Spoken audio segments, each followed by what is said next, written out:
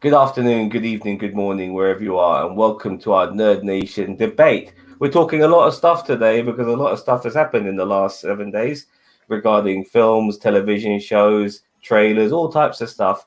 We want to talk about it.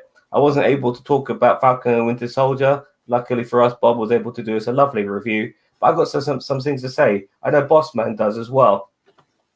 So we're going to first of all talk about Falcon and Winter Soldier. Or you want to go on to some other subject matters, Bob? I mean, I think we should probably talk about the Black Widow trailer first, just because that's. Well, you know what? If we're going to talk about the Black Widow trailer, why don't we have a quick look at it as well? Let me bring it into play here.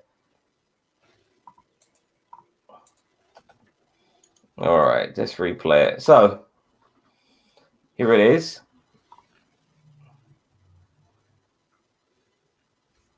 Full screen exam. Oh, my bad. I full screened the wrong thing.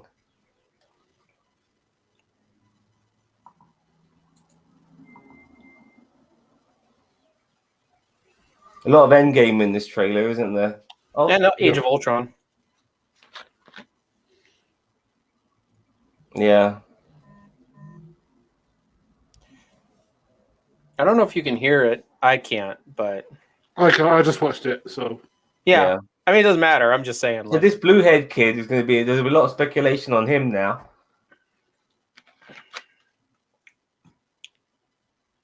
There's what's her face from that film with The Rock, when she played Paige, blue-haired kid. Florence Pugh. There's Captain Russia. Rachel Weisz, world-class actress. Oh God, she sounds like a wrestling fan. It's real to me. Wow. Ray Winstone. Now, there, I said to Bob, there's a revelation I would love to have seen in the films and not in the trailer. But now we have two speculations coming now. Who the hell's Ray Winstone? And who the hell was the blue-haired kid? Well, I think that the blue-haired kid, it was Apocalypse.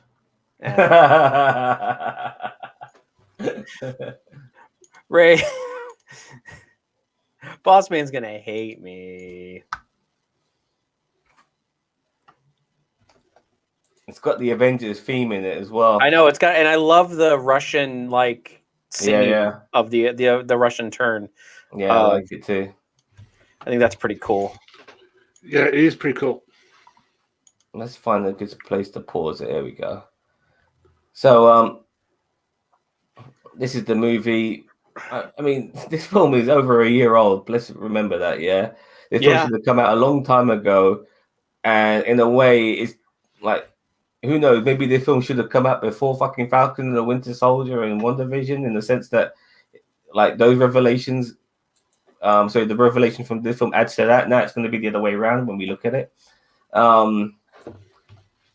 It's an Avengers movie. I'm gonna fucking watch it. Am I like bouncing off the walls for it? No, but it does look good. It looks interesting, but that's about it. I just bring it on July the 9th and I'll happily watch it. I'll happily enjoy it. You know, it's got a really good cast in it.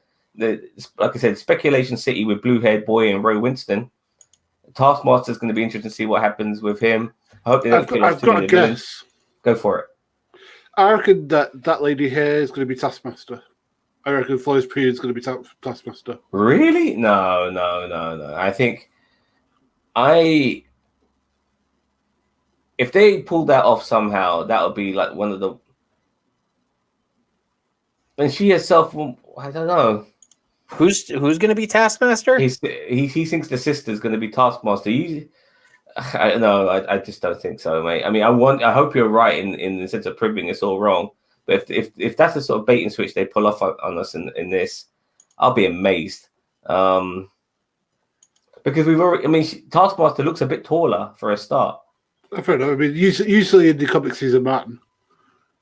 Underneath all that flaming mask stuff, but like as I said, he could be that blue-haired kid. And no, he's not going to be Apocalypse. Yeah. I don't know about the blue-haired kid's a whole new ball game. That could be mutant. You know what I mean? We could be going down the mutant route with that one.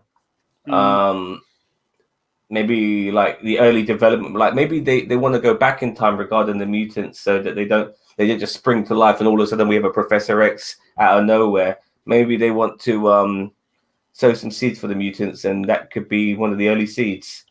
I mean, what do you guys think of that theory? I don't know. I mean, whereabouts in her timeline is this? Is this going to be before she met the Avengers? Is this going to be like during one of the Avenger like missions? Like, I mean, like when chronologically is this going to be? Because it can't be after Endgame. I actually, at one point, I thought this could be after Winter Soldier or Civil War. Now I don't even think it's after that. I think it's before that. I think this could be possibly before she even became a part of Nick Fury's crew. You know? But I'll tell you what, not knowing when it's being taken is a good thing.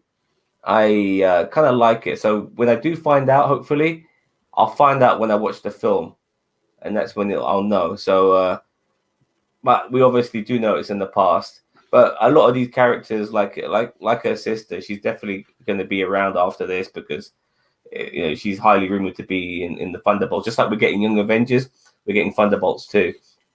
So, yeah, I don't think she'll be Taskmaster because apparently Taskmaster will be in the Thunderbolts as well. So if she's in the Thunderbolts and Taskmaster are in the Thunderbolts, then they can't be the same person. Fair enough. Yeah. So, but Taskmaster. I mean, let's play this again. Actually. So let's see. If you want me to pause it anywhere, let me know. I'll pause it if I see anything. She might be doing a flashback. Like she's like talking, like she might be on the run, like after Civil War, and then she does a flashback to an even earlier time. Oh, let's go. Let's stop it here for a second. Is she being de-aged there? No, because like Scarlett Johansson looks pretty young for her. Right? Yeah, but she's in her 30s. That's from Age of Ultron. That is a clip directly pulled from Age of Ultron. Oh, really? Yes. You think they de-aged her then? Yeah, probably. Yeah, fair enough. Because I mean, Scarlett Johansson looks young anyway, but yeah, I know, but it wouldn't take much to de-age her. But no, that's a straight clip from Age of Ultron. I don't even remember that from Age of Ultron. All right, fine, fair enough. All right, let's keep going. The only thing I remember about Age of Ultron is the hammer and Vision. Oh, and you didn't see it coming? Okay, Uzi, who the hell is this kid? I don't like his face for a start. Honestly, look at him. Like already, he's got a bit of red, by the way. He's got a bit of red right around there, around the roots, and then he's gone blue. So maybe some emo kid. I think with the way that the trailer was built, like in the way that he was talking about, I think it's one of Red Guardian's kids, but I could be wrong. He looked like it, by the way.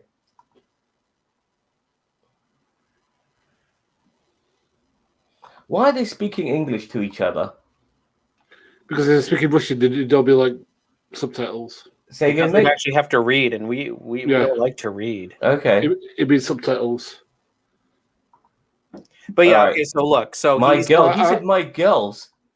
All right, so I reckon that's going to be Black Widow. That looks like a boy. It's a girl. That's a girl. Yeah, it's a girl. Bob. Look at those lips. That was a boy. I could go either way. Look at those lips. That's no way that's a bloke. I don't think the lips have anything to do with it, but I can go either way. Definitely, that's a girl. I'll put some money on it. That's definitely a girl. I hope you're right, mate. Let me hear what Captain Russia says. My girl, as he just said, just before when we transition from that to that, as we transitioning, he says my girls. Yeah. So you might be right, boss man. Well, because that's when he's much younger, obviously. So I mean, but in all the trailers they talk about them being a family. So maybe it's like that, like, well, you probably haven't seen Titans, but like they have that creepo assassin family in Titans, and like they're a family of assassins, but they're not actually related. They just all came up in they're assigned a family, as a cover or something like that. I don't know. Well, we have James Bond's wife here, Rachel Weisz. She's playing Mama Black Widow here. It's be interesting to see what happens. Do you think? You know what I think? You think any of these guys are going to live after this? Obviously, Black Widow will because she has to. I reckon Captain Russia's going to get killed somehow. And what about the mummy here? I think Mum's going to die. I think you guys want my spoiler take on it. Mm-hmm. Yeah, I think Mom is Taskmaster. That's a good one, man. But it makes no sense. But I think you're taking the piss at the same time. But if she's got brainwashing, maybe she doesn't know it. You know, like Winter Soldier. I just feel that she doesn't need to learn from her daughter. Her daughter learns from her. It makes no sense. And she should be able to dominate her all the time if that's the case. You know what I mean? Well, the thing is that the technically in the comic books, and I know this is just the comic books, but technically Taskmaster is a mutant that can copy any ability. Yeah, I know about his what abilities. Route are they going to... Sorry, go on. I was going to say, what route are they going to go in this? I mean, is it just going to be somebody who is just exceptionally like a photographic memory and can just copy abilities and they're changing things all the time, aren't they? Like they've done with Juggernaut. So, oh god, that was awful. I mean, Juggernaut, bitch. Yeah. I mean, it bugs Bob a little bit more than it does me regarding him not having magical powers because he's not a mutant. But they've done it again in Deadpool 2. They made him a mutant in that as well. Don't forget. So, like, things are changing all the time. I can understand.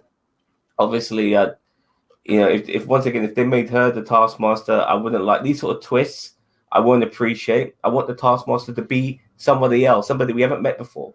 Really, I don't want it to be somebody we already know, a brand new character under the suit as well, a brand new face. You know, that's what I want. Anything else, I will not be happy. So, do you reckon it should be a doctor that we know? It doesn't have to be. It doesn't have to be, but regarding actor that we know, like a famous actor, I don't care about that. I just want somebody who's not in the MCU at the moment, just somebody different. I don't want somebody it could be the mom, it could be the sister, it could be this guy, it could be that. No, I don't want any of that shit.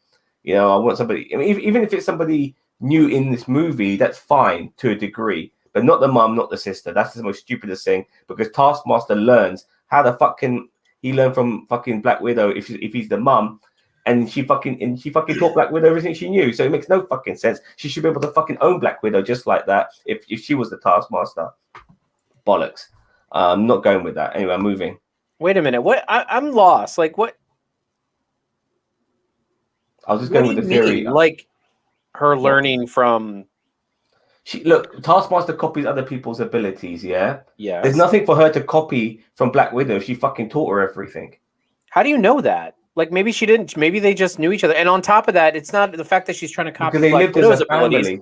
They lived as a family. Yeah, exactly. So she's not trying to copy Black Widow's abilities, but she had, like, Black Panther's abilities. She had Captain America's abilities, Hawkeye's abilities. Like, I mean, yeah, she fights a little bit like Black Widow, but at the same time, she's also, I mean, she's also copied a bunch of abilities. I don't know why.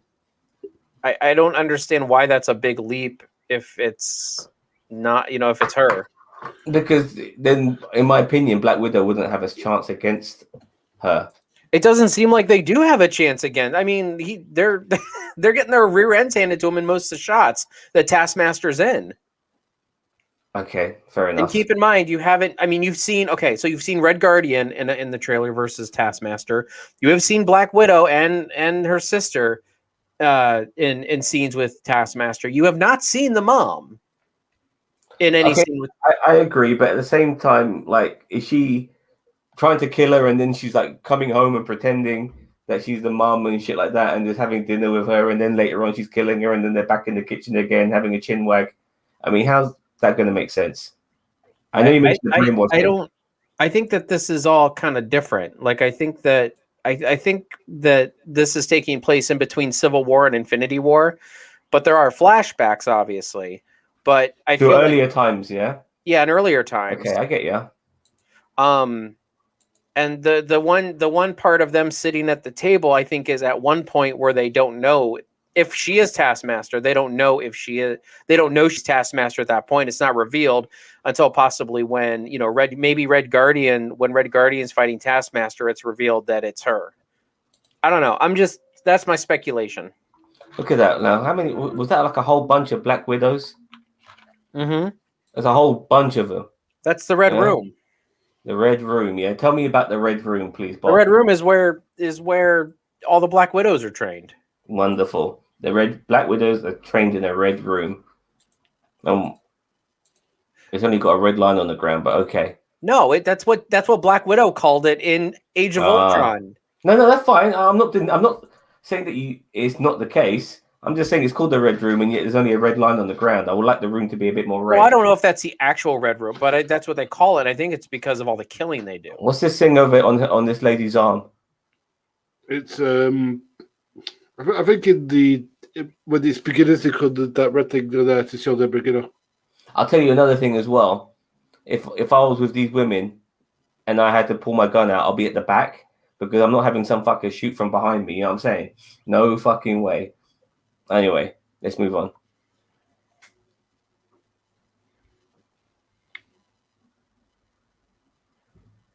See, that kind of looks like a woman on that motorcycle. I'm just saying. Let's have a look. That was Black Widow on the motorcycle. Is it Black Widow on the motorcycle? I thought that was her. Might have been. I don't know. Oh, hold on. Look at that tattoo on the left arm. This person's revealing the task. This is not Taskmaster. Taskmaster is taking out the fucking. This is the Taskmaster helmet. Taskmaster is the person behind this helmet. I think that's on somebody. You think so? Yep. Yeah, the way they pull it off like the hood. Yeah, like they're sitting there and somebody's pulling the hood off. I thought it was more like a robe. Let's have a look. Another look. Their shoulders there. Sorry, up. You see them? Yeah. Their shoulders down there. Try and look at the reflection of the glasses. Can you see anything? Looks like there's a guy there on the left-hand side. Wait, I see something. Mephisto? It's Apocalypse. Yeah. You're gonna kill the joke, Bob. At this rate, I know. I'm sorry. You're killing the joke, man. I'm stopping. Oh, hold on. So Ray Winston, that's also Taskmaster. That looks like a different Taskmaster. But that's that same. But look, that's the shoulders. So I'm telling you, that's. Yeah, but the mask is 100% different now. So he's obviously got more than one mask. Yeah.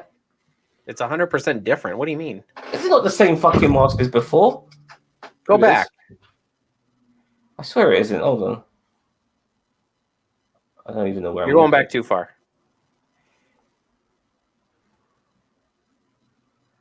About here. Yeah, right around there. It's the same freaking mask. That's different, man. Okay. That's different. That's definitely different. Look, now we go ahead. Look, just keep a good look at that, yeah? Oh, I got a good look at it. Oh yeah, maybe you're right. I think the shadows are different, but it's the same mask. All right, fair enough. So he's on somebody. There's definitely somebody here, but look at the height of this person. And Ray Winston's no shrinking violet. Yeah, but the person's probably either kneeling or sitting. Yeah, kneeling or sitting. Now you're trying to make an excuse for this shit. With your fucking stupid theory you pulled out your ass. Oh, I need to make my fucking stupid theory reasonable again. All right, let's move on. Okay.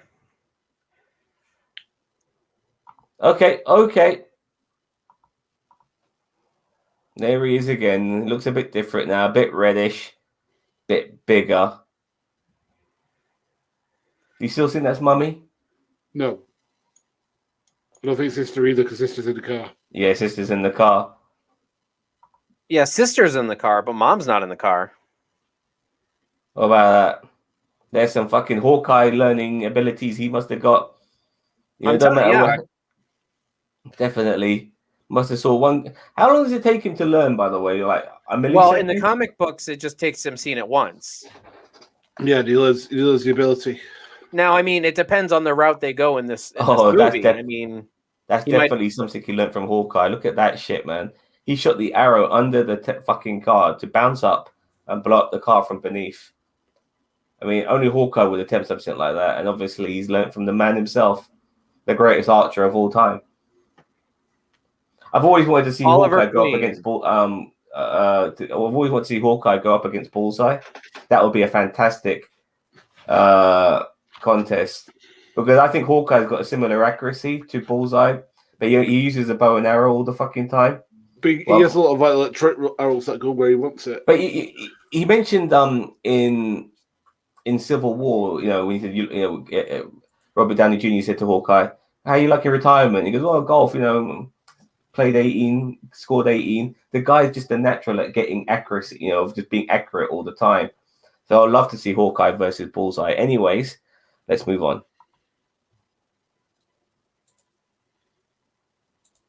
So that's a totally different part, obviously.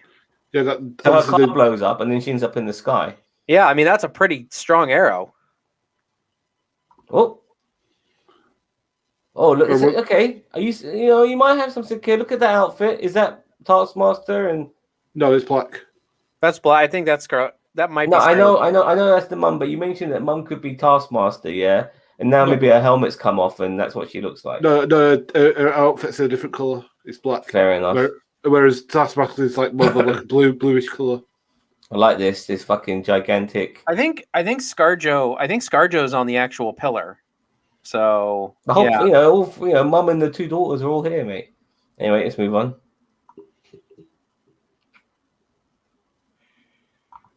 See, and then we're at a totally different part of the movie. This is probably near the end. When they how do you concentrate? I'm falling off a fucking gigantic solar panel, but I'm going to try and fight this guy. Like what? Because she's an Avenger. Well, apparently, some people assume that she's got some super soldier serum in her. I wouldn't be surprised. I wouldn't mind that. Actually, that would be a good argument to make. To tell you the truth, I don't think that's a good argument. I mean, I don't know. All right. Well, sorry. Give me a second. Crazy theories aside. You're gone. Crazy theories aside. I mean, that's just. I mean, I'm not saying 90. I'm not putting money on it, like like the little kid, but. All right. As I said, I reckon whoever's behind this mask is going to be someone we know. So it's going to be like some actor that we don't know of. So it's going to be like the Matt Damon in Interstellar syndrome, where it's going to be somebody that we don't realize was cast. What's the MacGuffin of this movie? What's the whole end game of this movie? Like I'm glad in a way that hasn't been explained. I'm really glad. But what do you guys think it's all about? What do you think it's all about in general? I think it's going to be about maybe like she lets Taskmaster live, so she realizes that she doesn't have to be a killer anymore. No, but when the final act of this movie happens, and the final act is probably them fighting on solar panels in the middle of the sky. But when that happens, like what are they trying to? What is maybe Black Widow trying to stop or try to achieve, and what's Taskmaster trying to stop us from doing or trying to achieve himself, and she's trying to stop him from doing? Stop the Red Room program. Do you think? I think, yeah. All of that for just to stop Black Widows. Well, it's basically the equivalent of normal human super soldiers. You know what I mean? Like it, Yeah, I guess. And do you think she's got some super soldier serum in her? Will we find some of that out? I don't think so, and I hope not. But I mean, who knows? I personally wouldn't mind because her abilities are extremely unique. I mean, she's leapt fucking really high and shit. And, I mean, but like here's she's the got thing, amazing we got stamina. the same thing with John Walker right now. I mean, he's just an exceptionally physical human We're being. going to go on about him in a little bit. Oh, I know. I figured that was a good transition for you, Zam. Well, if it is there anything more to say on Black Widow? Not until it comes out now. Looking forward to it. It looks really good. Looks like a good Avengers movie. Can't fucking wait.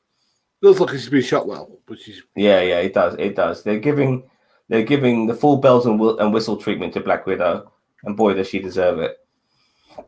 So let's move on to what was deemed as like the highlight of yesterday, and that was the Falcon and the Winter Soldier episode 3.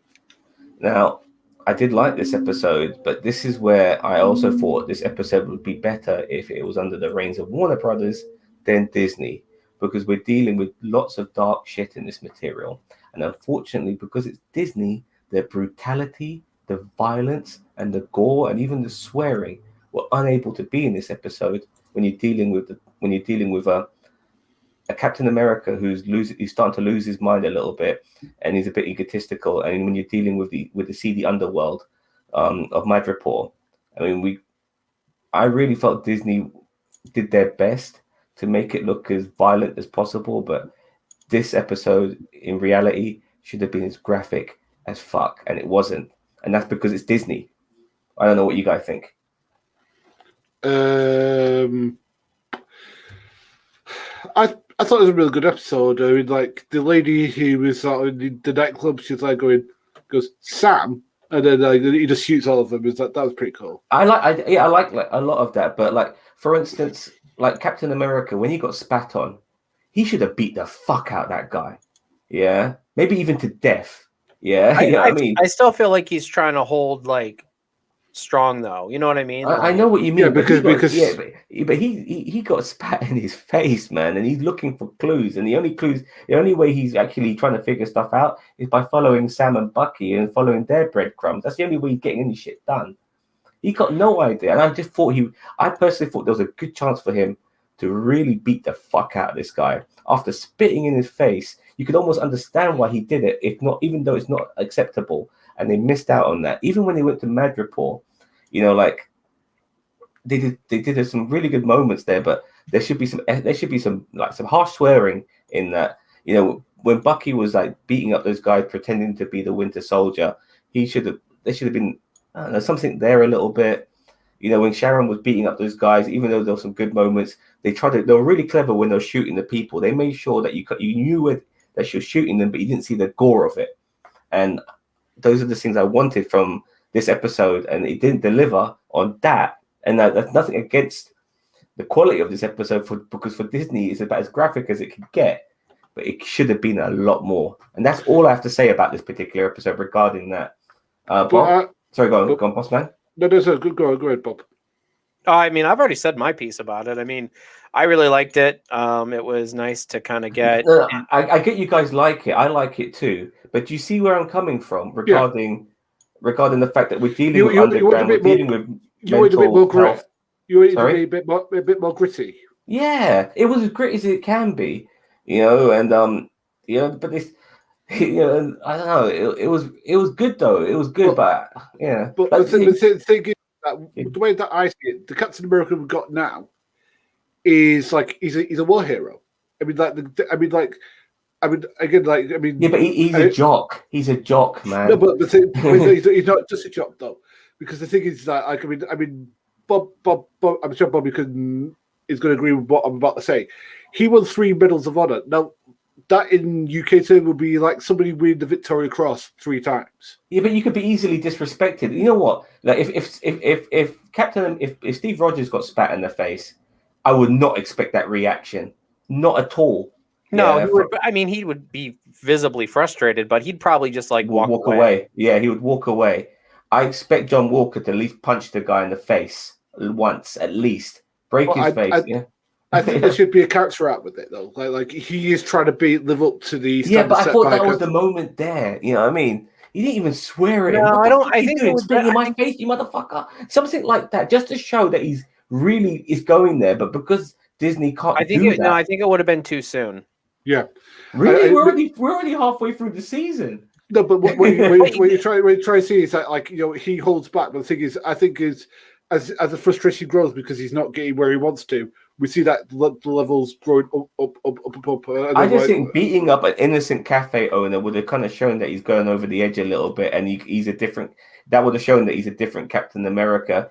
I think he's still trying to be a different, but I don't know. I just felt they missed something on that, because he sat there and he screamed and he said, "Do you know who I am?" Yeah, but it's not enough. It's not enough, man. It's not enough. It has to be I get what you mean.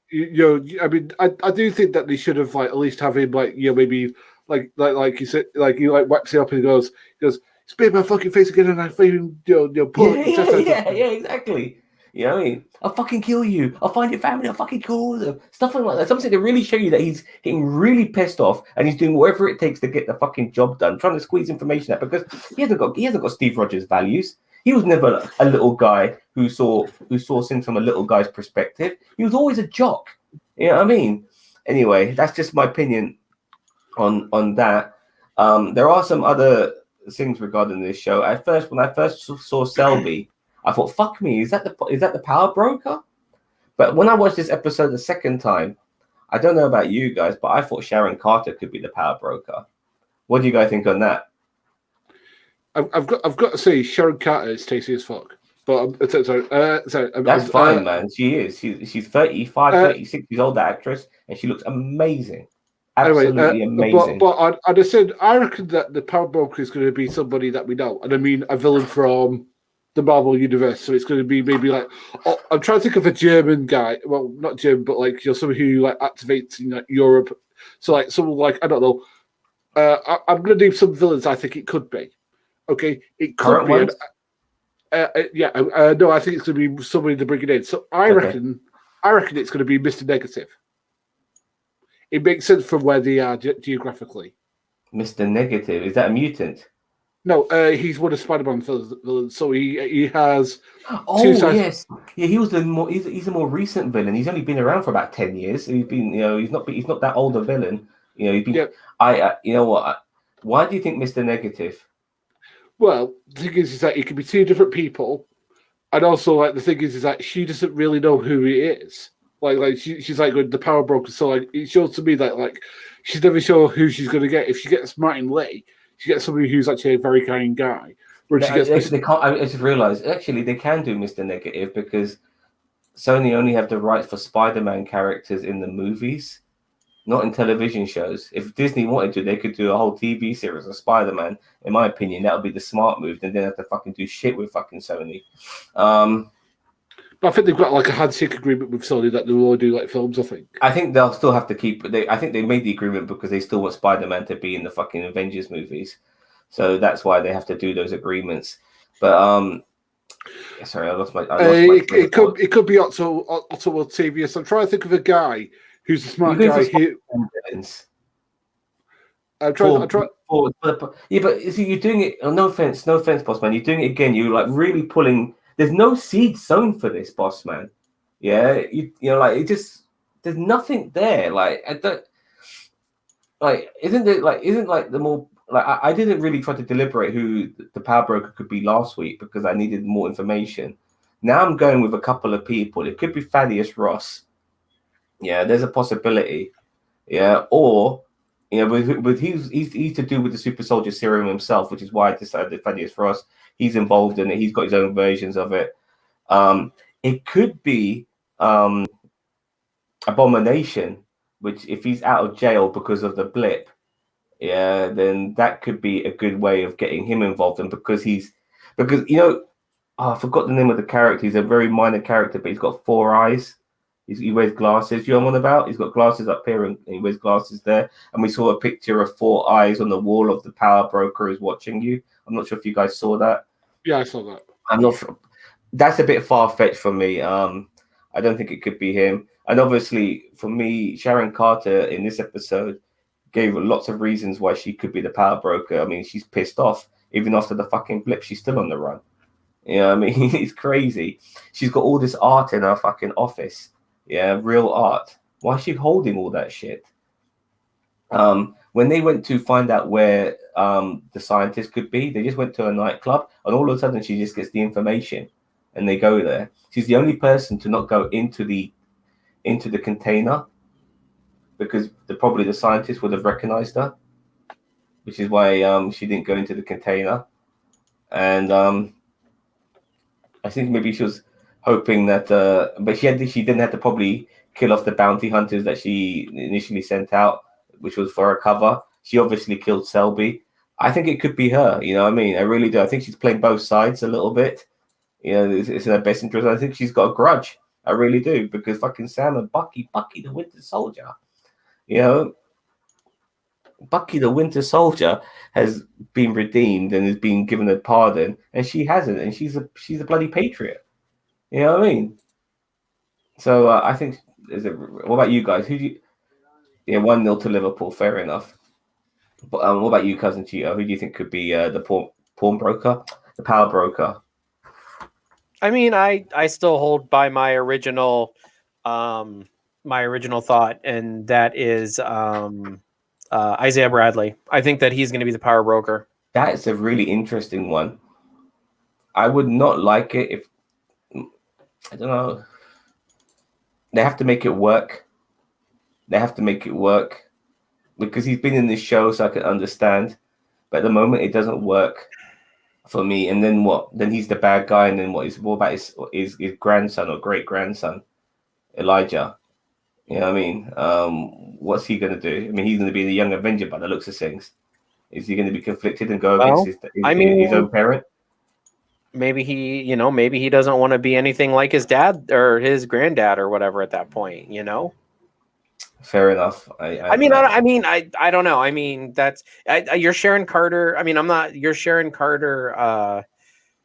Your Sharon Carter theory is not bad. I mean, I wouldn't put it. That's not a bad theory. Just as they left in that pimp mobile, Zemo found. She went to her car and she had like one of her PAs with her and stuff and said some shit that we have a change of plan and stuff like that, and that kind of sealed the deal for me a little bit. I hope I'm wrong,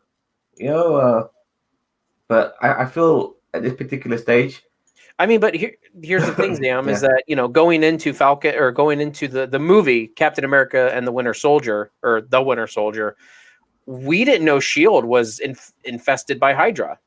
That was a big, so why is it that big of a stretch for us to be like, Sharon Carter is now a super soldier dealer, like. Yeah, I love that. I love that as well. Good heel. Yeah, turn as well. As I said, I mean, I would not be. I would lean more towards your Sharon Carter theory if I thought, but I feel like Isaiah Bradley's more likely. But I mean, I think your theory is very sound. Okay, I think my theory, Sharon Carter is more likely than Isaiah Bradley. I just think Isaiah Bradley being in America and not in Madripoor. But that's the thing. He's not in he runs everything from that little house in America. And I don't know. I mean, his son doesn't know anything. His grandson doesn't know anything about it. Maybe he doesn't. Okay. I mean, I don't know. I mean, as I said, your theory could be very, very, very sound. So okay, but I think Zemo is playing both sides definitely because the way that he shoots that guy, the scientist who let him know stuff, he literally shoots him. I was like he knows more than he's letting on. It's like he killed him because he doesn't want any more super soldiers, dude. No, but Bossman does have a point too. I mean, Zemo's probably playing both sides. Oh yeah, that's obvious. Like Zemo, then they know that Zemo is going to play them as well. That's the funny thing, and Zemo knows that too, and he's smiling about it. And it's obvious that Zemo is going to be fucking with them. The guy is a master manipulator, which is why he's my favorite villain in the MCU. And we're going to see more Baron Zemo now as well. He got called Baron Zemo in this episode as well. Same like Scarlet Witch getting called the Scarlet Witch. We get Baron Zemo's name dropped. Yeah, he's an actual, which I kind of thought was an ass pull with the whole Baron thing. They're like, I'm a Baron. Like they never mentioned that before. They just it's a retcon. It's a retcon, and it is a retcon. But it makes sense because at least we know how the hell Bucky and Sam's journey is going to be funded now, and their mission because. Yeah, Sam's broke and Bucky's not a millionaire, is he? He's probably living off the government. So, they need somebody to finance this thing. So it's good to see that we have a villain who doesn't give a damn about money as well, which is interesting. As those are the best villains in my opinion. So later on in this episode, near the end, we got to see Ayo from the Black Panther from Wakanda, and this is going to be really interesting now because it made me immediately realize that Bucky is in a real back to the wall situation when this episode ended, because he owes the Wakandans everything. He owes them everything, man. And Zemo. Oh shit! It's 2-0. And Zemo is out of jail, running around causing shit. So you can understand they want him, and Bucky's going to be put in a real situation here. I've always said I've always wanted Bucky to have a relationship with maybe Suri. You know, I've always wanted that thing to happen when I saw them together a little bit at the in the after credit scene. But I would love it if the first thing these two do after at the beginning of the next episode, Io and Bucky, is to start making out and shit and saying, "Oh, I missed you" and all of that sort of stuff. That would be so fucking cool that they had a relationship on Wakanda, don't you think?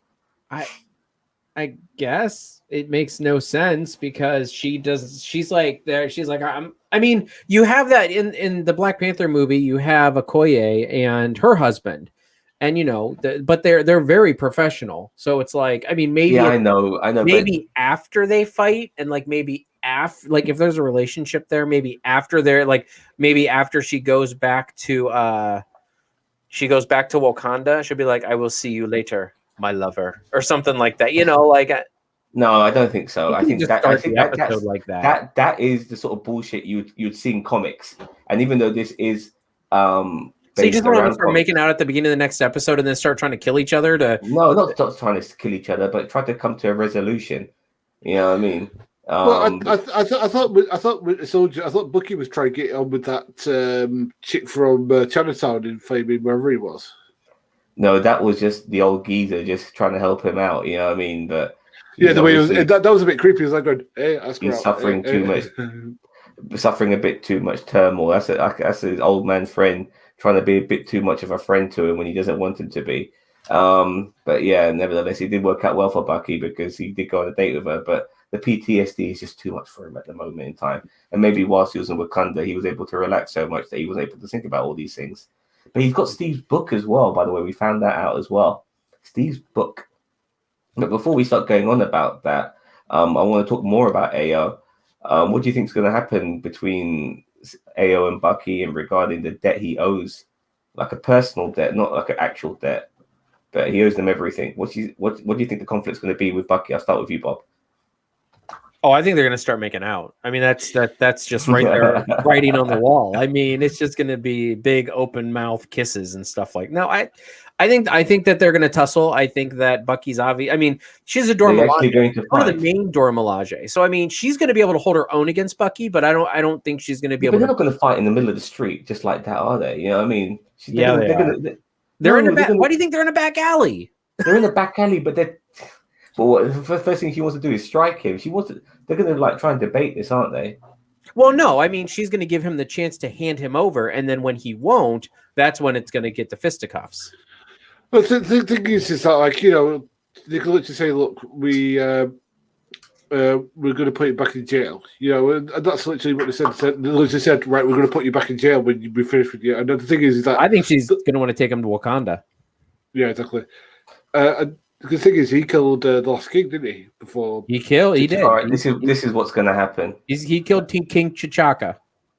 AO is going to be like the special guest character of this episode of the next episode, the same way Sharon was for this episode, and AO is going to help those guys for a little bit, and eventually maybe even Baron Zemo might save her life, which kind of maybe puts her in a predicament. And then later on, she just allows it and leaves. And that's her bit done for episode 4. Well, in a nutshell, if you know what I mean. I mean, go ahead, boss man. No, I was going to say, well, I'm still trying to work out what his play is. Because the thing is that, like... The thing is, no, but the end-all superheroes. Yeah, the thing is that he's... Because now he's out. I mean, he could have just... When he got that car, he could have just jetted. I like, you know, screw you guys, I'm getting out of here. And like, you can sort yourselves out. Literally, he could have, with all the money he has, he could have disappeared. They would have got him. No, they would have got him. But I also think that Zemo knows that his best chance of stopping the super soldier serum and the flag smashers, because he doesn't want those super soldiers out there. So Zemo knows his best chance of getting his hands on those super soldiers to kill him is through Bucky and Sam. Like that's why he's sticking around. That's my first thought. I'm like, he's gonna when we thought, you know, when Sam's like, where's Zemo? Like, I knew Zemo wasn't going to take off because he knows that that Sam and Bucky are the ones that are going to get him to those soldiers. Now, once those super soldiers are either dead or whatever, he'll probably kill a lot of them, maybe even kill all of them. After that, I think he's going to try to make an escape. He's honorable, that people don't realize. It's just that his enemies are different. Yeah, like you saw how he was to his butler. He has a real bond with him because he's pretty much like a dad to him. He's grown up with him. You can see how old that butler was. He's probably known him since his birth. Yeah, so he's very honorable, and I think he honored his deal in a sense. But he's still going to play them. But he had to save them because it's the long game he's playing. Well, you know what I mean? I know that I'm going to miss a film now that you both might have seen, but it reminded me a lot. The first bit reminded me a lot of Manhunter. The Hannibal Lecter film. Yeah, original one. It reminded me a lot of that sort of pristine glass case, and like the fact that they're just looking at him and he's just looking up and he's just saying, "Well, I'm stuck in here, blah blah blah," and then to let him out. As I said, like that was so cool. I love that, and the fact is, like you see that he is like a Hannibal Lecter almost figure, like the way that they both react to him. It's like the first thing he did was try to get Bucky under mind control, and he did not know that Bucky was cured. He only knew once Bucky told him, and but he immediately went for it. He wasn't mucking around. Yeah, so he's got his own agenda for sure, but it does require Sam and Bucky. He needs their help as well to a degree. They need each other. He wants to end all superheroes. He'll definitely turn on Sam and Bucky. I'll be pissed off if he doesn't. And I hope he lives at the end and flies off in his fucking jet. Well, to Argentina or something like that, or like Borneo or something. No, maybe if he does get, I think at the end of this season, he needs to be going towards the Thunderbolt program. That's what needs to happen to Zemo at the end of this show. He needs to live, and he needs to somehow be going towards that direction. A lot of these characters we're seeing in the MCU who are popping up in Phase 4, and some of them from Phase 3, like Zemo, need to be going towards Thunderbolts, and that's what I want to see from him at the end of the show. Whatever he does, Thunderbolts is his direction after this. Would you guys agree with that? I agree. Okay. Any more to say about the Falcon and the Winter Soldier? No. Not on my end. Okay. So talk us about this terrible trailer. Bob, what was it called again? Outriders? Let me pull it up. Let me have a look. I haven't watched Outriders yet. This will be my first. I've watched one of them. I've got to say it looks like generic shooter shit. Let me have a quick look. Outriders trailer. I mean, it just looks boring. You know what I mean? Like it looks absolutely boring. Nothing special. Nothing new. Nothing anything. Let me play it. Let me put it in. So it's not like Call of Juarez or maybe BioShock here. I have never played BioShock, so I don't know. There we go. Okay, we got Pink here. Been shot through by a predator and turned into a zombie. We got what the hell? Dino aliens. Yep. And this is probably the future then, actually. Or This mutant is, planet. No. It's a direct ripoff of Bulletstorm. I don't even know what perspective is it. Is it first or third? I think it's first. Yeah, it reminds me a lot of what's it called? It reminds me a lot of Bulletstorm. This is not even a gameplay trailer. I don't like theatrical trailers anymore. I don't either. There's nothing to be made from this. Oops. Oh, my bad. Let's get back here again. It does look a bit lame, to be honest with you.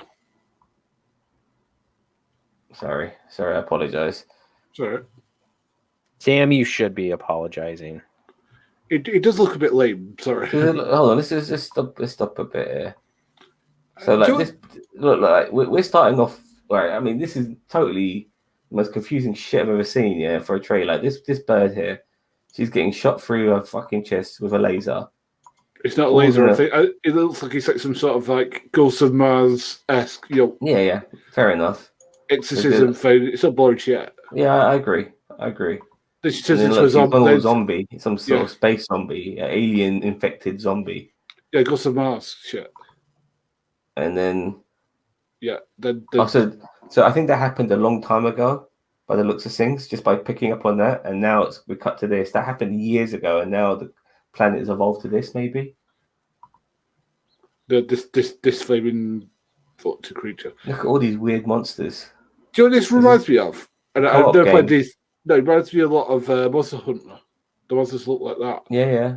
Monster Hunter, and there's a whole bunch of games. Is it Destiny? Oh, I can't remember. Yeah. Halo and stuff like that.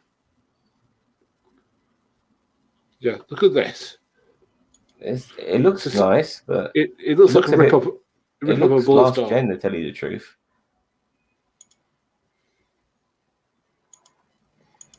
Unfortunately, I bet you can't do that in the game unless they're down to like 0.0 health or something like that. And then all of a sudden you can do an execution where you can cut their body in half while you've been hacking at them left, right, and center, and not once penetrating their fucking skin. Okay, well, this game to me does look like a lot of bollocks. It doesn't look very original at all. 3-player co-op by the looks of things. Maybe against beasts and aliens. There's you, and then there's your 2 friends who could be teammates online. Yeah.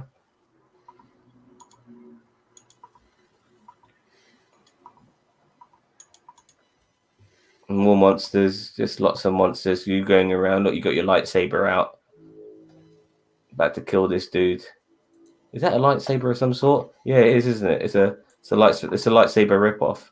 Some sort of electric viro blade.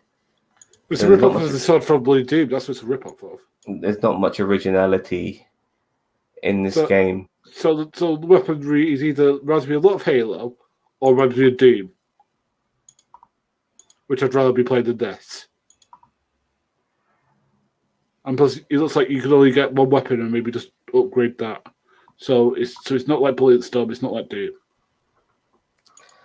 It's just, I'm surprised this game is garnering some interest because there's nothing interesting about that trailer at all. I can understand why you thought it was shit, Bob, but now I've explained why it's shit. This trailer offers nothing, and the people who've shown this launch trailer has given us what people don't want anymore, what people complain about all the time, a theatrical trailer. No one cares about that. Give us the goddamn gameplay. That's what we're paying for. That's what we want to pay for. That's all that interests us right now. You know, if we want to see like some CGI movie, we can watch a Pixar shit. Bollocks. This is absolute bollocks. Bossman? It's dull. That's the best way to do it. Dull. It looks uninspired. It looks like you're just going to get one weapon for the whole game. So it's not like Doom. It's not like Halo. It's not like any of those typical shooting games where you can get loads of weapons and like you feel very powerful. It's just generic crap. I agree. Tio?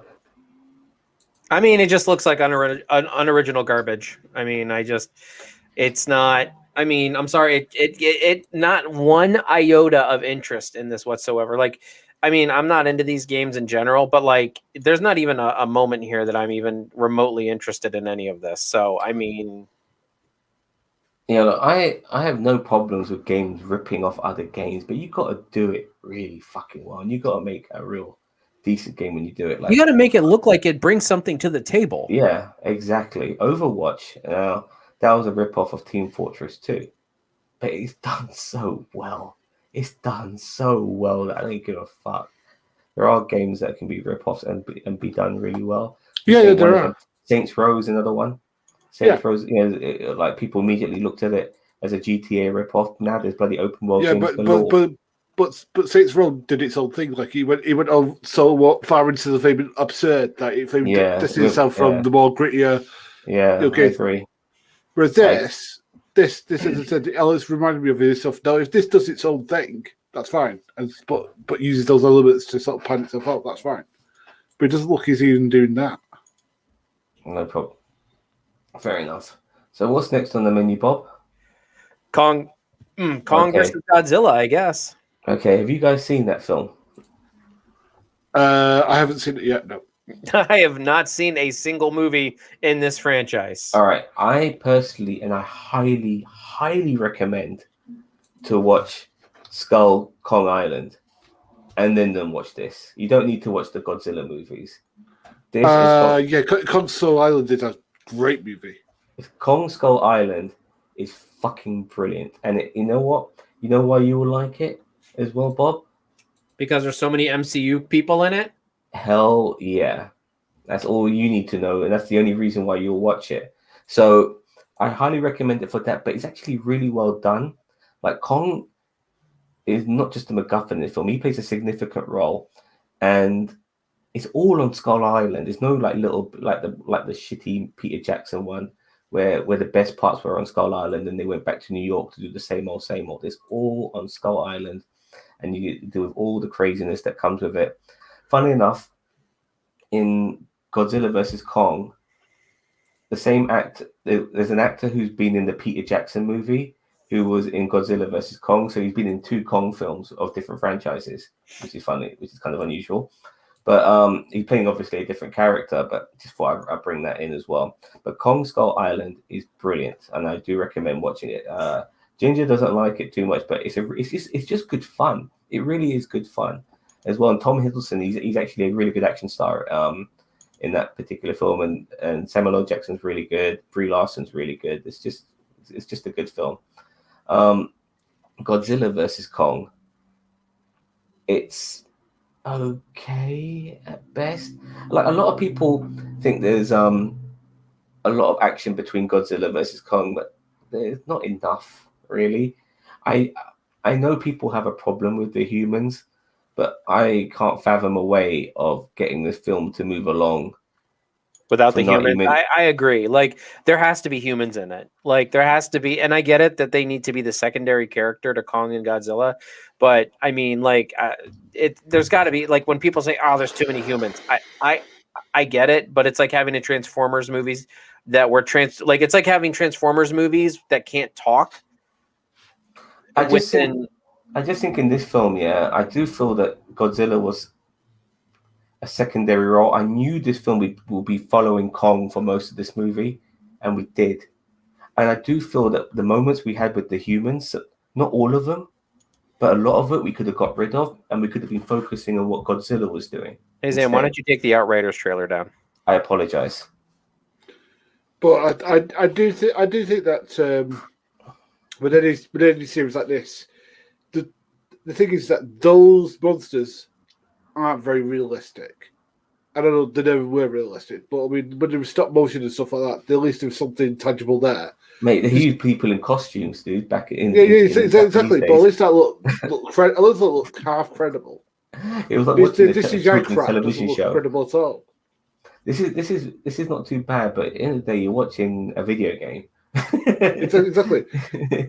And that's why I like Skull Island. It was like a little bit of a side movie where you saw like humans interacting with this thing that doesn't exist, but at least that something that doesn't exist was being played by somebody in like a green suit who was doing eight movements and stuff like that. So, like for instance, they did have a person in the motion cap suit, I believe, to do Kong, and you could tell because Kong, for being a giant ape, was brilliant. You can't really get much maybe character out of someone who's Godzilla because he's a fucking lizard with short ass arms. And he always looks pissed off with his face. He looks like a fat, pissed off lizard. You know what I mean? He's got like an evil smile always on him. Now, I want to talk more about this, but I'm going to be going into spoilers now, major spoilers. Do you want me to spoil this for you? Yeah, don't give a shit. Yeah, neither do I. Just go ahead and spoil it. All right. Mecha Godzilla is in this, yeah? Yeah, that was a given. And that was in the trailer. And I have to be honest, the way he looks okay, I guess, but the way like Mechagodzilla becomes self-aware and the way they done it was brilliant. That was probably my favorite part of this film, the self-awareness of Mechagodzilla, because like Vision, to get this fucking robot working, they need some sort of power source. Also, this film goes into Jules Verne territory. There's a fucking Earth within Earth, called Hollow Earth. And they go down and they follow Godzilla through this snowy mountain and shit. They take him there, and he instinctively goes through this cave, and they follow him down this cave, and there's a vortex or some shit like that. And next thing you know, there's a fucking Earth. There's like another Earth there, like a whole fucking land. And you can, and like gravity's a bit weird because you can see the bottom of the plates of the Earth above. Yeah, I'm thinking to myself, if it, you know, one little crack in those rocks and all that fucking seawater is drowning everyone, but nevertheless, you can see like the rocks above and you can see the rocks below, and Kong can just jump between the two. And the technology they have is way futuristic. They're using these sort of Star Trek looking shuttlecrafts that fly down to Hollow Earth. It's fucking crazy. Yeah, it's fucking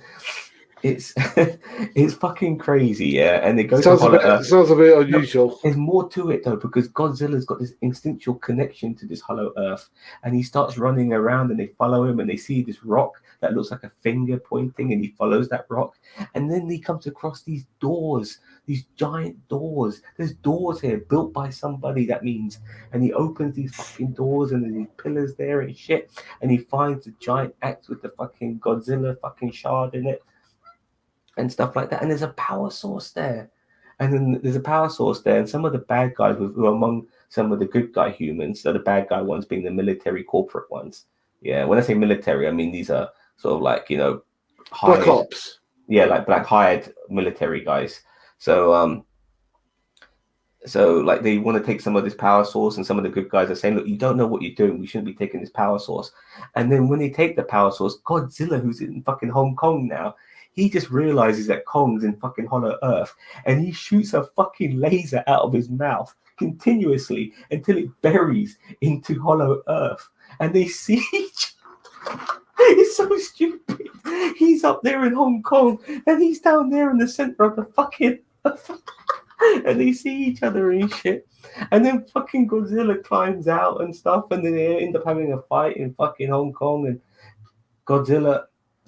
King Kong climbs out, and they end up, Kong becomes King Kong there, because when he's in that fucking chamber and shit in the Hollow Earth, he picks up a fucking, you know, there's a throne there, and he sits on it, and then you realize he's King Kong at that particular moment. But nevertheless, he climbs out the fucking hole that Godzilla created by blasting his laser beams down to Hollow Earth. He climbs out, and they end up having a fucking fight. Godzilla beats Kong.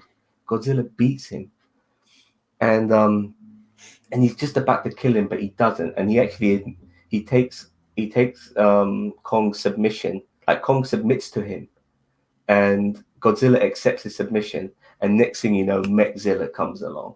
Yeah, Mechzilla comes along, and he's all self-aware and shit like that. He's become self-aware because this gigantic skull of a previous Titan, one of the sort of Hydra-looking Titans, they used that to power as well the fucking Mechzilla as well, you know, and that skull somehow has got the memories of that Titan, and it goes into Mechzilla, and Mechzilla becomes self-aware, and he's like firing fucking rockets and shooting laser beams out of his mouth and shit, and he's destroying Tokyo and shit.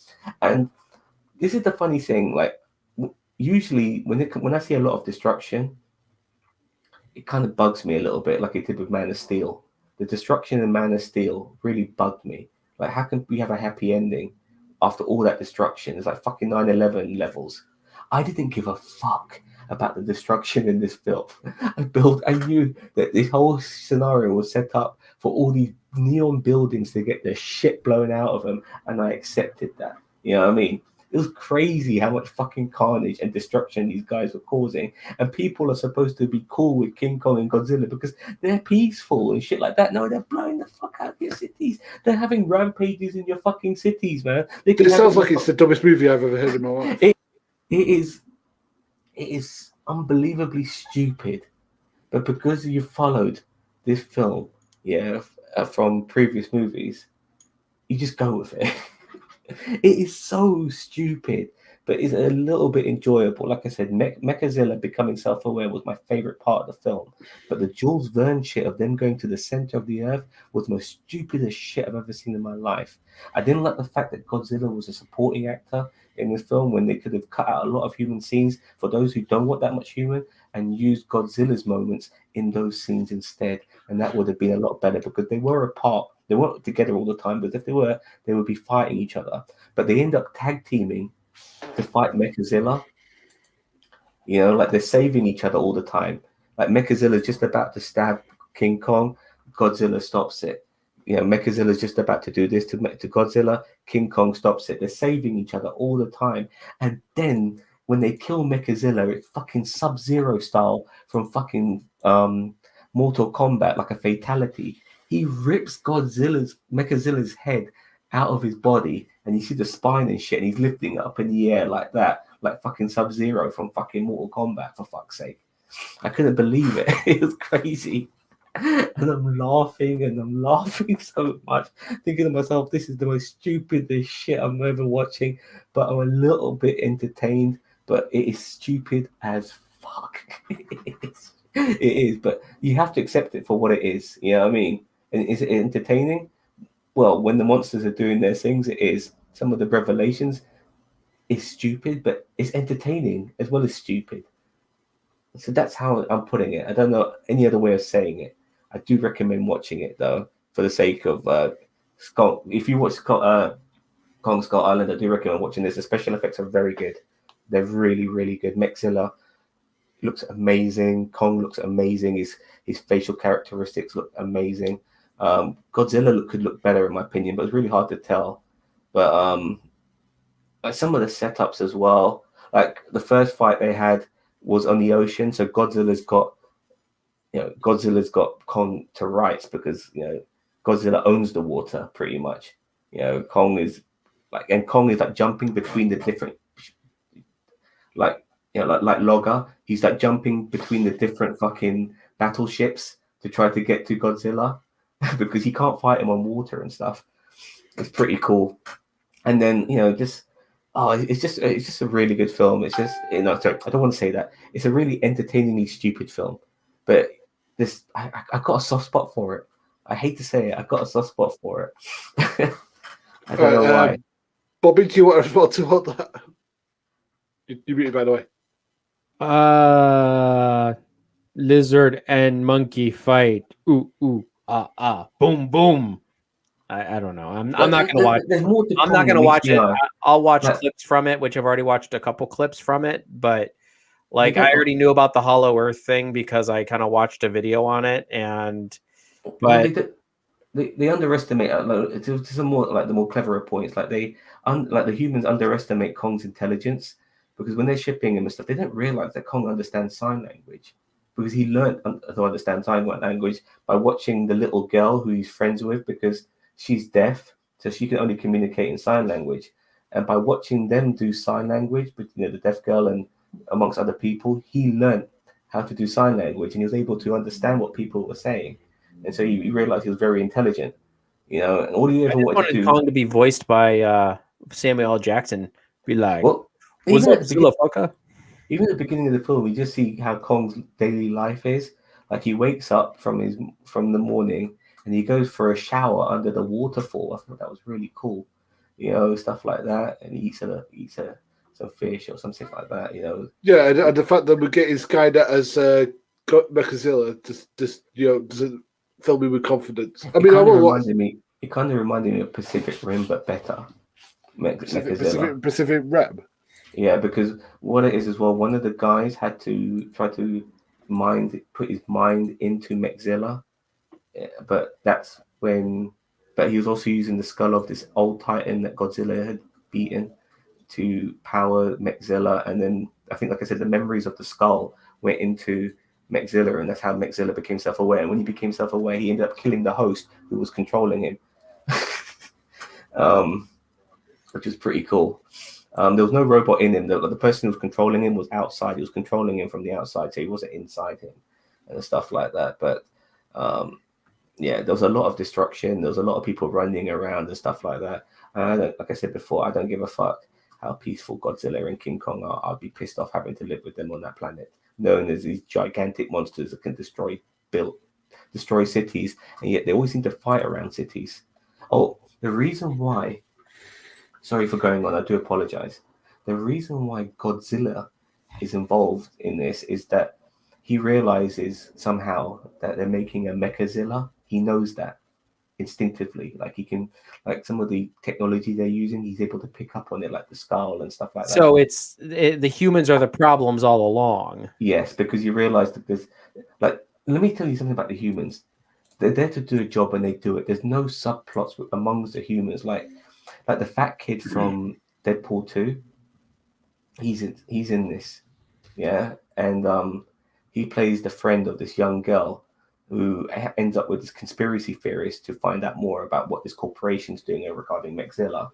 Now, you would think that this fat kid's only hanging around with this girl because he's got a crush on her, but they don't play on that at all. It might be pretty obvious, but not once did they ever play on that, because it doesn't matter.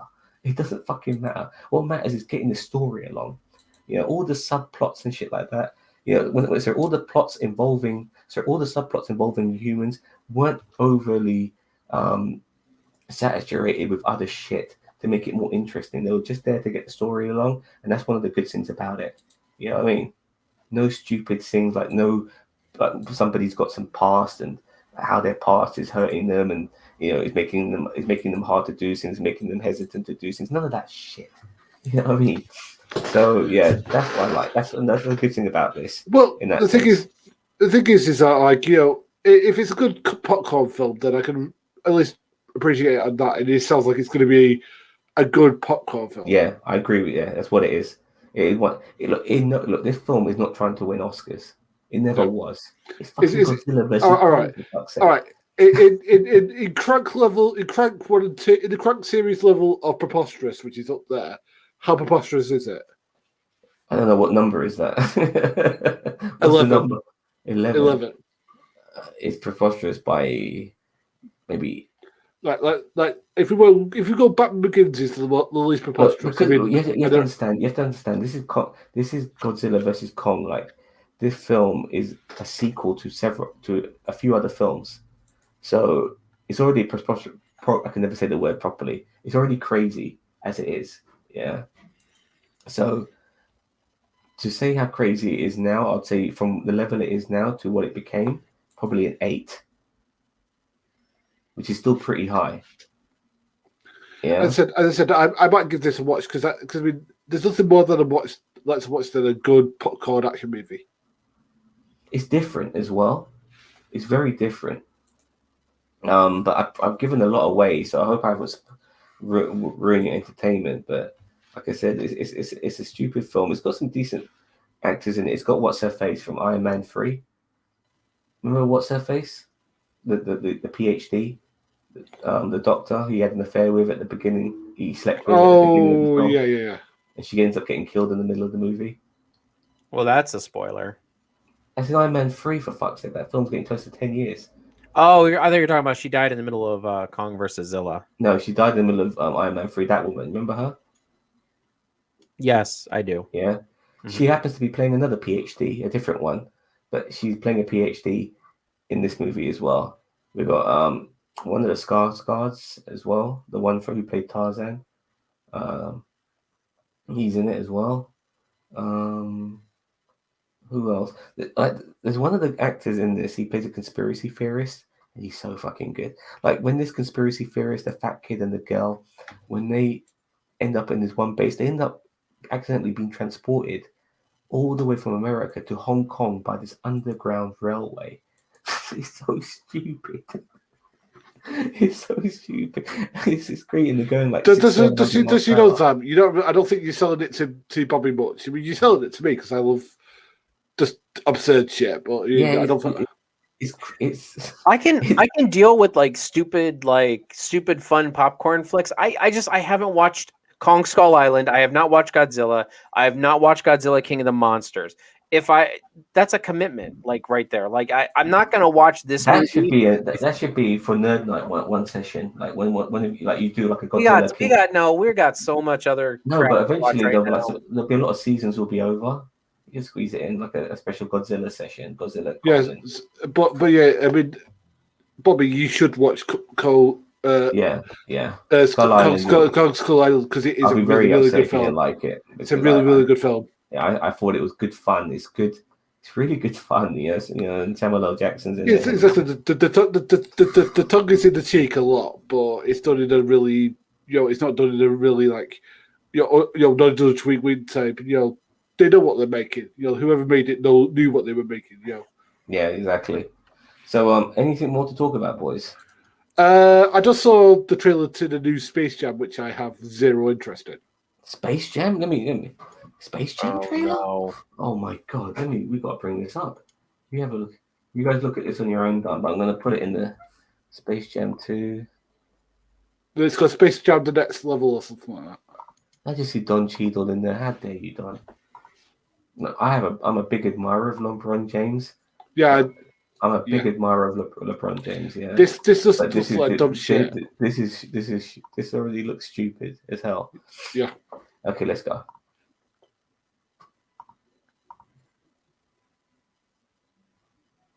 I mean, we can't hear anything, so. I mean, maybe if you turn the subtitles on, maybe we could hear something, or at least read it.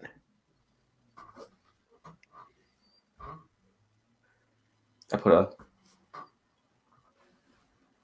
Fat Will Smith. Oh no, they're gone Tron. Oh no, that's not the worst bit. This is the worst bit. LeBron should have done this when he retired. No, why? That's what MJ did. Oh, Don Cheadle. Don Cheadle turned into Jarvis. Oh, well, so another Iron Man. Oh, so this has become digital now. It's no longer animated. Well, Or I is think it? no, I think he's going into the animated world. Yeah, I know. Oh God, I'll be freaking out too. That's a very good Bugs Bunny. King Kong. Okay. Wait a minute. I thought LeBron James was supposed to look real in this. He does. I've always loved Yosemite Sam, but you realise how politically incorrect he is nowadays. Shit, some fucking going around shooting shit. Oh, okay. There we go. Oh, the Iron Giant. What is Also this? known A as Iron sequel to Man. Ready Player One? Yeah, it feels like that, by the way. This doesn't have the heart of the first film, and that film was shit as well. What the? Yeah, those were like aliens or whatever. Is this a sequel or a remake? This I think it's a this is a sequel. Oh no, It says we've got Space Michael Jam 2. Burnham. This is the dumb shit. Michael Burnham's in it, man. Oh, Michael Burnham is in it. Sonic Martina Green. That's a terrible Tweety.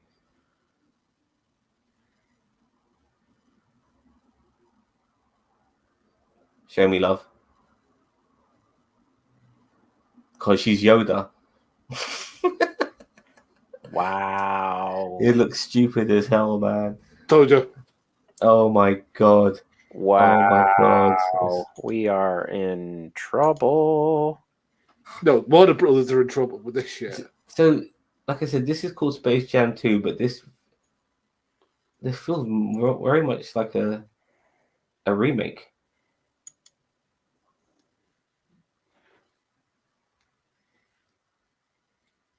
Okay. What the hell?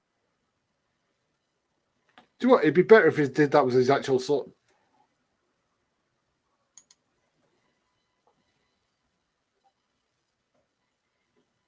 Game of Thrones, fuck off. Look at all these worlds he's flying past.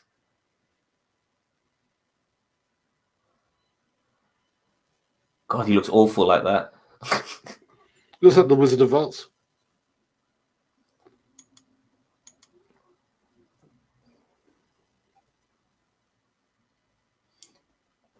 At least Don Cheadle's there to annoy me, yes. to carry him, and then you don't have to see his acting chops anymore when he's a cartoon. I hate But Don this Cheadle. is not good though, because he should be human. He shouldn't be a cartoon.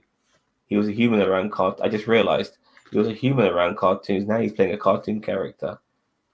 Yeah, because like Michael Jordan was a human all No, the he way was yeah, through. But he was human the whole time. Yeah. Jesus Christ, man. It just looks so wrong.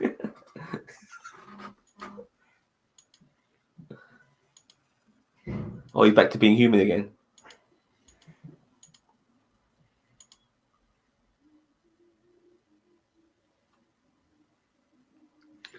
oh, Lord.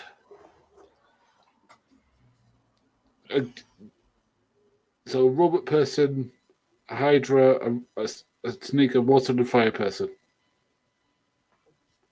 How did she end up there? Where all these humans come from? Well, Bill Murray was in the original one. See, this looks dumb as fuck. Sorry. It looks. This looks like not. This doesn't look like enjoyable dumb either. You know what I mean? At least I think about Godzilla versus Kong, it was enjoyable dumb. This doesn't look enjoyable dumb at all.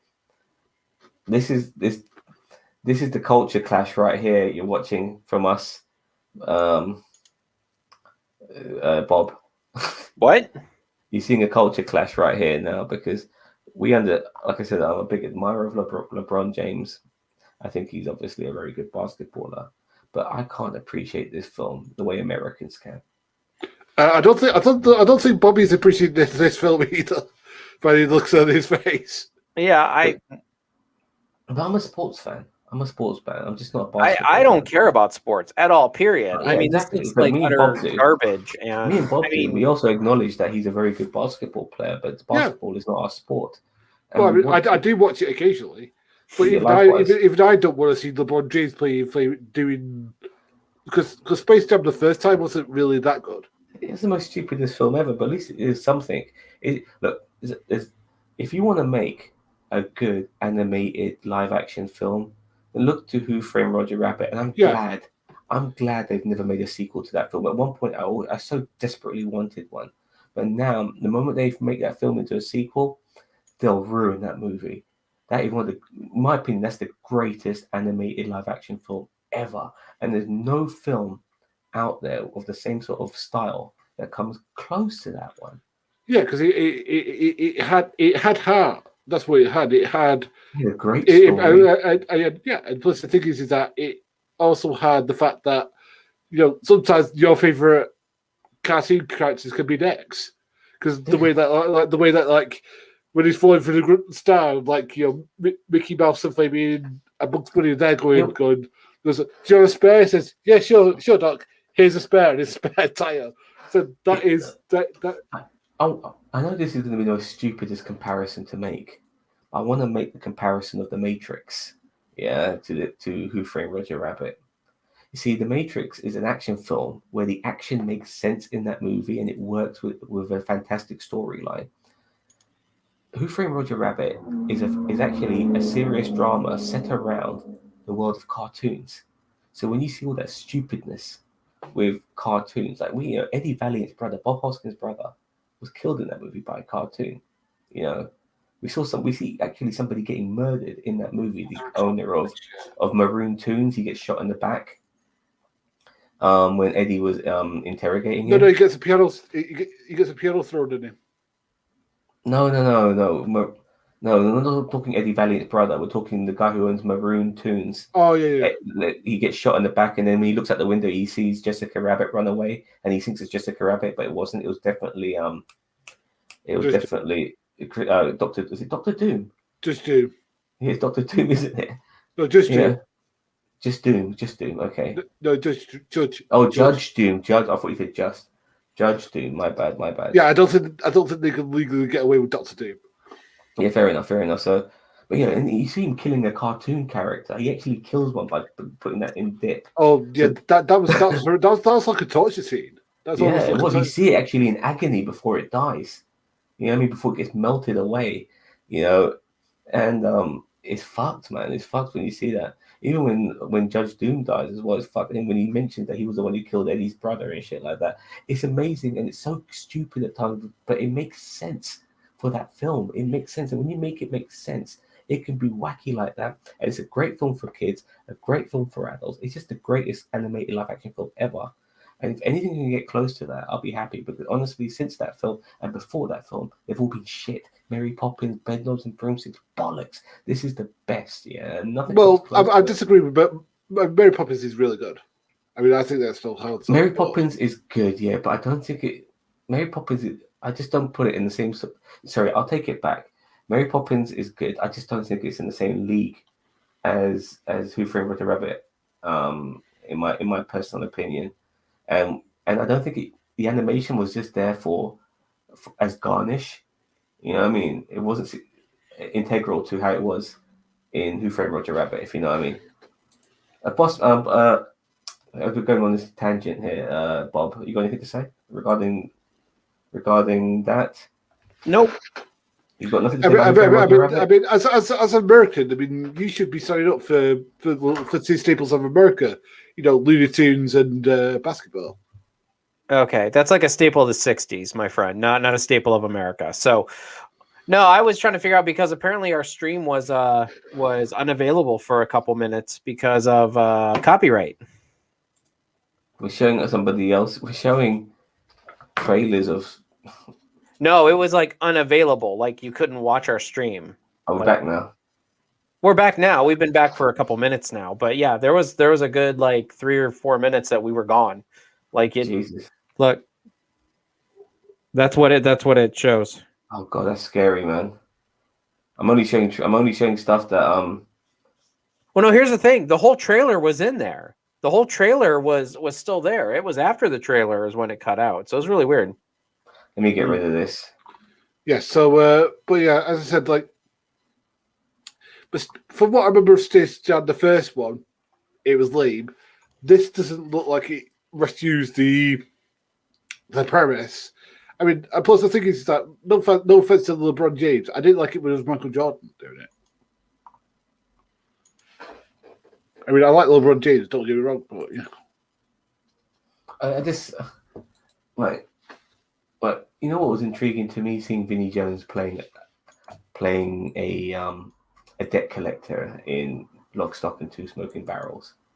Yeah, because that's a footballer really trying to be an actor. LeBron James is being LeBron James.